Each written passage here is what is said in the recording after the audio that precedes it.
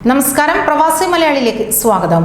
UAE സർക്കാർ നൽകുന്ന അനുമതിയുമായി യാത്ര ചെയ്യാൻ ഇന്ത്യയിലെ വിമാനത്താവളങ്ങളിൽ എത്തിയവർക്ക് എയർ ഇന്ത്യ എക്സ്പ്രസിന്റെ വിലക്ക് ഏറെ ദുരിതമുണ്ടാക്കുന്നു.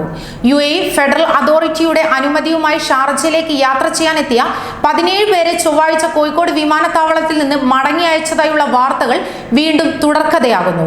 ഒരാഴ്ചക്കിടെ ഇന്ത്യയിലെ വിമാനത്താവളങ്ങളിൽ നിന്ന് നിരവധി പേരെയാണ് ഇത്തരത്തിൽ തിരിച്ചയച്ചതെന്ന് പ്രവാസികളെ ഏറെ ദുരിതത്തിലാക്കുന്നു. അതേസമയം മടങ്ങിയ യാത്രക്കാർ മണിക്കൂറിനുള്ളിൽ എമിറേറ്റ്സ് ഫ്ലൈ ദുബായ് വിമാനങ്ങളിൽ UAE എത്തുന്നുണ്ട്. അഡ്വാൻസ്ഡ് പാസഞ്ചർ ഇൻഫർമേഷൻ അനുമതി വേണമെന്ന പുതിയ കാരണം നിരത്തിയാണ് എയർ ഇന്ത്യ യാത്രക്കാരെ വിലക്കുന്നത്. എന്നാൽ ഈ അനുമതി ലഭിക്കാൻ എന്താണ് ചെയ്യേണ്ടതെന്നോ എവിടെയാണ് പരിശോധിക്കേണ്ടതെന്നോ എയർ ഇന്ത്യ ഉദ്യോഗസ്ഥർക്ക് പോലും അറിയുന്നില്ല. ടിക്കറ്റ് എടുത്ത് വിമാനത്താവളത്തിൽ എത്തുമ്പോഴാണ് API എന്ന വാക്ക് പോലും യാത്രക്കാർ കേൾക്കുന്നത്. ഇങ്ങനെ യാത്ര മുടങ്ങുന്നവർക്ക് ടിക്കറ്റ് റീഫണ്ട് നൽകുന്നില്ല. ICAയുടെ സൈറ്റിൽ രജിസ്റ്റർ ചെയ്ത ഗ്രീൻ ടിക്ക് ലഭിച്ചാൽ യാത്ര ചെയ്യാമെന്നാണ് UAE അധികൃതർ വ്യക്തമാക്കുന്നത്. ഇത്തരത്തിൽ ഗ്രീൻ ടിക്കറ്റുമായി എത്തിയവരെയാണ് സാങ്കേതിക കാരണം പറഞ്ഞ് മടക്കി അയക്കുന്നത്.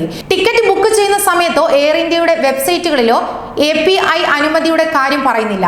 മറ്റ് വിമാന കമ്പനികളില്ലാത്ത അനുമതി എയർ ഇന്ത്യ മാത്രം ചോദിക്കുന്നതിന്റെ കാരണം അറിയില്ലെന്ന് Gulf wings travel agency general manager Serena Ansari പറയുന്നു. കഴിഞ്ഞ ദിവസങ്ങളിൽ ഇത്തരം പ്രശ്നങ്ങൾ യാത്രക്കാർക്കുണ്ടായിരുന്നു. അവരെ എമിറേറ്റ്സ് വിമാനത്തിൽ UAE എത്തിക്കുകയും ചെയ്തു. ഓട്ടോമാറ്റിക്കായി സിസ്റ്റത്തിൽ വരുന്ന മെസ്സേജിന്റെ പേരിലാണ് യാത്ര വിലക്കുന്നത്.